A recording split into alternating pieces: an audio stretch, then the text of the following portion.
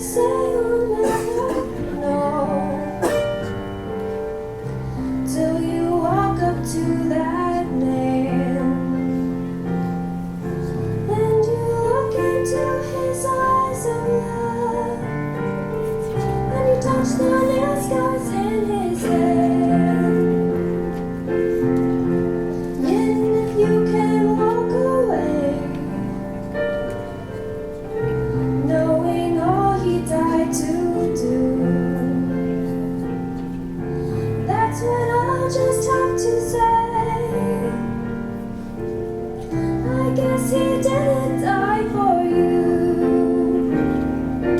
Anybody here wanna live forever? Say I do. Anybody here wanna walk on golden streets? Say I do. Anybody here sick and tired of living like you do? Anybody here wanna hold with love forever? Say I do. Say I do. Say I do.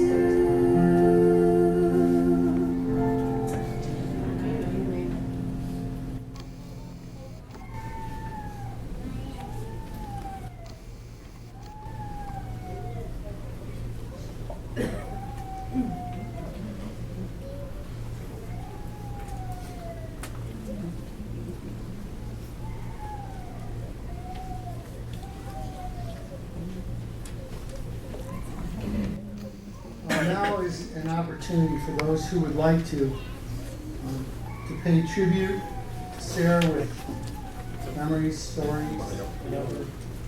Mark, do you want to read first, or do you want to wait? So if anybody has something, we have a portable mic. You can come up front if you'd like. Some people aren't comfortable with it. And just raise your hand and we'll come around to you. I know this is tough and it's a hard place to start, so just, or take a deep breath. It's okay.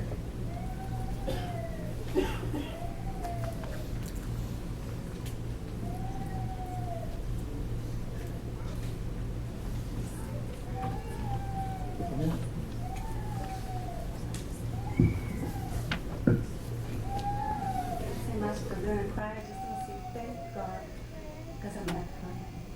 I thank God for all of you. That's what we had done.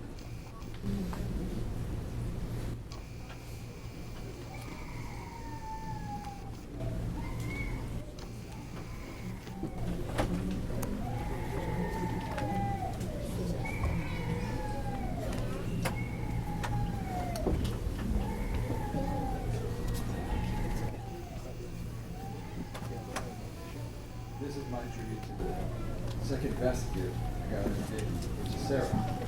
Second best, you say? Well, I'll get to that later. About 17 years ago, a very beautiful woman.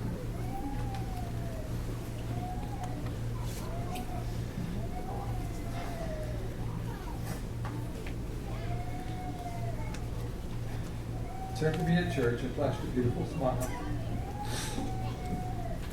Little did I know then that less than a year later she would become my sweet bride.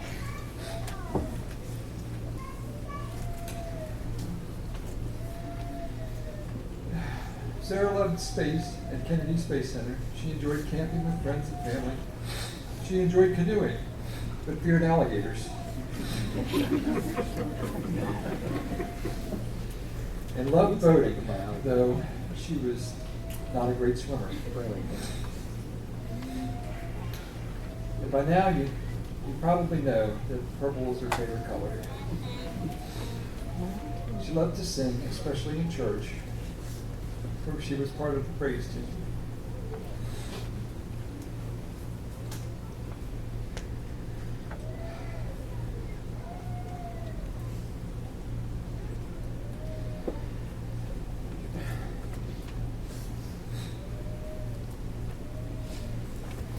We will forever miss her smile, but we are full of memories of sweet Sara. She was an amazing woman. Wonder Woman. She was kind-hearted, sweet, caring, gentle, loving, wonderful wife, a Proverbs 31 wife. She was adventurous, courageous, and very strong. I feel privileged to have her hand in marriage and in life.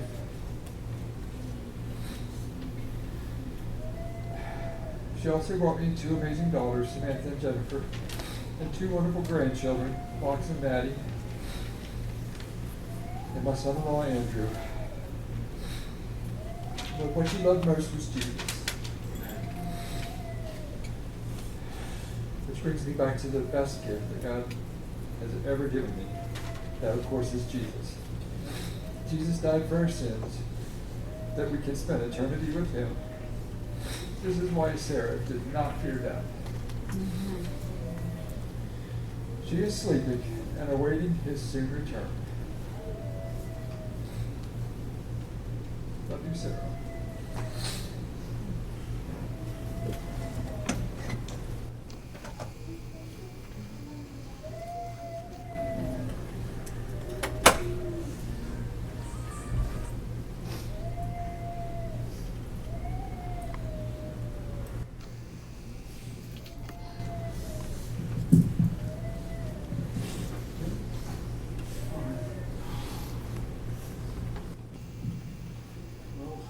My wife Tina, that's not her, she had to work. We joined this church around 3 years ago. And this began as Sarah's sickness. So she was gone an awful lot. I would have liked to know her a lot better than we did know her. We did sing with her a couple times in the praise group. And she did keep me on tune.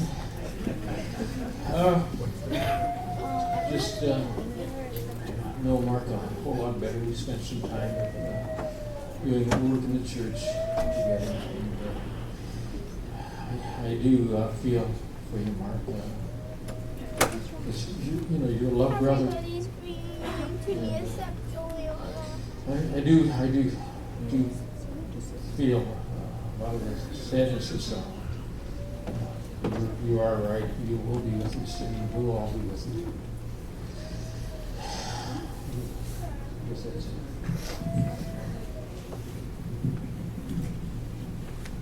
I just want to say something. When the Palm Harbor Church first got started, me and my wife and family members at Newport Richard. And Pastor Tony asked us, Greg, will you and your wife and the kids come help us to grow? I said, sure. But I didn't know what God's plan was to us, was going to be us to come here. And what we found a loving church family. Brother Frank and Susan, Mark, Sara, everybody. We got so close, and then I realized, well, God had a plan for us because now my family has grown. I have new brothers, I have new sisters, and everybody in Christ. And I realized that being part of a family of Christ is the best thing in the world. You have nothing to fear. Jim and Martha were so close to us. I remember going to Martha's house for some of the board meetings that we had there and the nominating committees, and Christ was always there. You could see it. And you could see that Jim was the leader of that family. And the way he brought up his children and his love of Christ, well, I got to see that in Martha. And I got to see that in Sara. When sometimes we would go to the hospital and we didn't know what to expect, and we always came out of the room laughing. Sometimes Mark, hey, too much left. You guys are having such a good time. Take it easy. But that's the way Sara was. She just opened up your heart. And by seeing the different faces here, some people that I don't know, some people that I do know, I can see that everybody loves Sara. That everybody's here because Sara brought something into their life. I know she brought a lot of light into my family. She brought a lot of light of Jesus' love. And sometimes when I left there, I felt guilty. And I said, like I said, that's the kind of relationship that I want to have with Christ that Sara had. And like I said, Sara ran the race. She ran the race. And I want to follow in her footsteps. I want to challenge everybody here that knew Sara to do that, so that when Jesus does come, you know, there was an elder in another church, and they said, you know, when Jesus comes, what we're going to do is, on the way to heaven, we're going to meet in the upper right-hand corner cloud, and that's where we're going to meet. So that's where I'm going. That's what I'm going to wait to see Sara and everybody else here. Praise God. Anybody? I loved what everybody shared here already, but blessed are those who are meek and gentle. And Sara was the most gentle person that I think I know. And I started thinking, I said, Frank, I was going to write his whole thing for him. You know, it's got to be this, it's got to be that. You got to say Esther was brave, and this one did that, and this one did that. But the thing that came to me in the middle of it was that Jesus' ministry on earth was, he always did God's work, but the last 3.5 years of his life was his public ministry. And I came to my mind, Mark saying to me in the very beginning, when the surgery, when he said, this is so hard for Sara because she's a very private person. And so for 3 years plus, I don't know if it's 3.5, but over 3 years, her whole life became very public. You know, everything. And I told her that one time into it. I said, you know, Mark told me about, you know, your wanting to be private. And then I said, now here we are, the whole church is waiting to see if he went to the bathroom. You know, and she just laughed and she said, yeah, I threw that out a long time ago. You know, forget the privacy thing, because between all the pain and adhesions and blockages and all that stuff. So it just was such a revelation to me that, you know, Jesus had that humiliating death. He had nakedness. He had his soul exposed. He had everybody run out on him, which she didn't. Fortunately, she had a great support team all around her. But that last 3 years of his life was public, and everything was open. And I'm just so grateful. I don't think I can ever do what Sara did.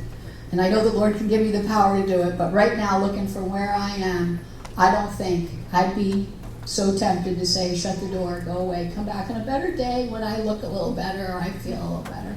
And she didn't do that. She stayed open to everybody. And so I just want to thank God for that, and I want to just praise him that I have her for an example.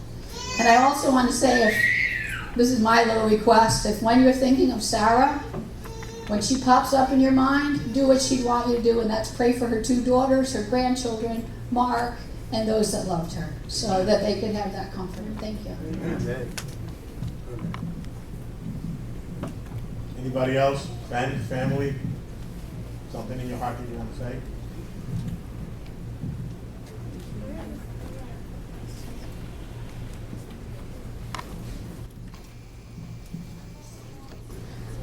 I just want to say, my first day coming to this church, Martha and Mark invited us for lunch, and I had the privilege to meet Sara and Jim. And it was a day that changed my life, and I will never forget it. So anything I can do to make this any easier for you, I'm there for you. Thank you, Patty.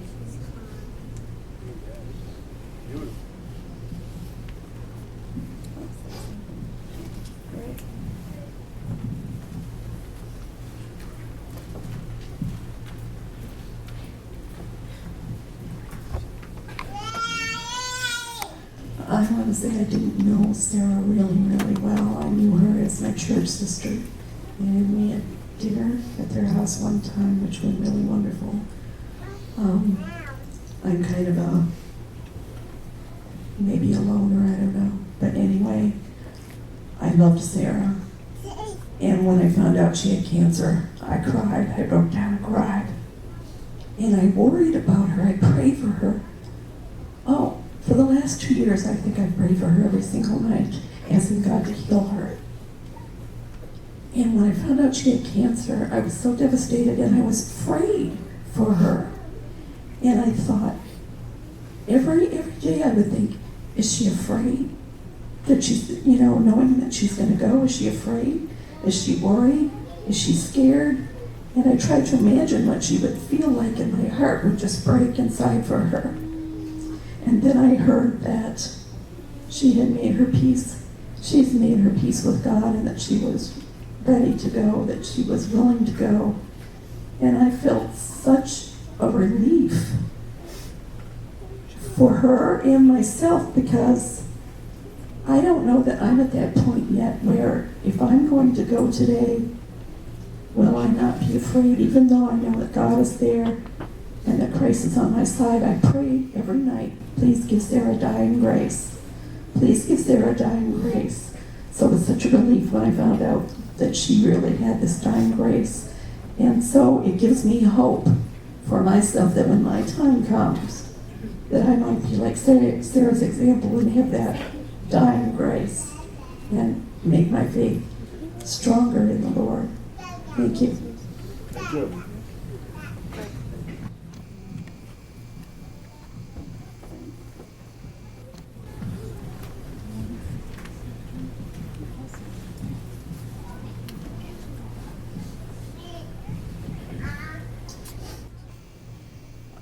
Well, I guess I lost Sara. Me and my husband pray for her. I didn't get a memo because I got an orange dress, no purple. That could tell you how much I know about Sara, but all I know about her, the time that we met Sara, from the first day, she made me and my husband feel welcome. And not only Sara, I encourage you, if you're looking for a church, like a real church, where you could see Jesus through people, this is the place. You find love. After I got my surgery, I find a friend called Susan, and she told me all about what was going on with Sara. Steinmar, I think we talked like for 2 hours, Susan and I, and she was telling me everything, and prayer requests, and I believe I'm a prayer warrior, but it wasn't God's will, but I know also that for Sara to stay, but I also know that through Sara, a lot of people got closer to the Lord. And we really appreciate her husband, Mark, because when we were running the second service in the church, in the middle of everything that was going on with Sara, he never said no to us. He was always available, and you guys are great. This is a great church. I don't mean to put my husband in the spot, but I always do.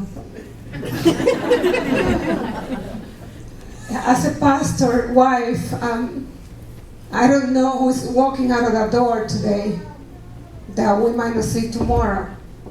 And I learned that from my son in high school. He said, Mom, I saw this kid in high school in the class, and he was so depressed. He was so down.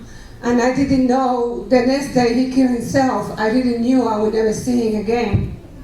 And I made a promise to my son that I would never ever go to the mall. I love going shopping to Macy's and preaching the gospel. I will never ever go to the mall without going by a woman or a person and telling them who Jesus is. I'm not embarrassed. And I learned that from my son. He said, Mom, for one moment, I saw my friend so quiet, and I failed to tell him, Jesus loves you. Where would you go today? If you would die today, where would you go? And that should be my husband's message to do the closing. But we're here to pray for you on behalf of Sara. Because Sara, we're going to see her when we go to heaven. But with you, some of you, are you going to be able to see Sara? I'm happy, I rejoice, because I know I will see Sara face to face. And now we ask about camping and all the things that she did. I saw all those pictures. Every picture I saw of Sara, she was smiling. Amen. Because she knows where she's going when she died. And the question is, do you know where you're going when you die? I heard my son, friends in high school, like, oh, Mom, you're a broken record. You know, his friends say, it's very simple. When you die, either you go to heaven or you go to hell. But I don't want to sound like my mom that when she preached the gospel, she would say, well, if you don't repent, you're going to hell. So my mom does it that way, but it's very simple. When you die, where are you going? My husband and I, we are here. So is Frank and Susan, so is Bonita and her husband. And they're prayer people that we want to pray for you. I don't want you to walk out of the door. This is the best place to come to the Lord. And if any of you need prayers, I'm here for you. And I don't know who else is here. If you want to raise your hand, so I know I could come to Bonita and Richard. They will pray for me. This is a loving church. The love of God is here. You feel it when you walk through the door. The love of God is here. And this church has been for me and my husband always. We don't follow religion. We don't say that they are the Seventh Day or that they are Baptist. We are not religious people. We follow Jesus. And that's what I learned through Sara and Mark, through Frank and Susan, through Pastor Tony and his wife, Bonita and Richard, and all of you. You guys, you're the real deal. It's not the sign what they say outside. It's watching you and watching Martha. Every time I see her, when Martha hugged me, it's like my own mom in the Dominican Republic is hugging me. I feel her love through her. And those are the real people. They're right here. Don't leave that door without even telling them, pray for me, I need help. Whatever situation you're going in your life, you're doing on behalf of Sara, on memory of Sara, because she is, like he said, if you were around Sara, you were around Jesus. She was the typical example of a Christian woman. God bless you.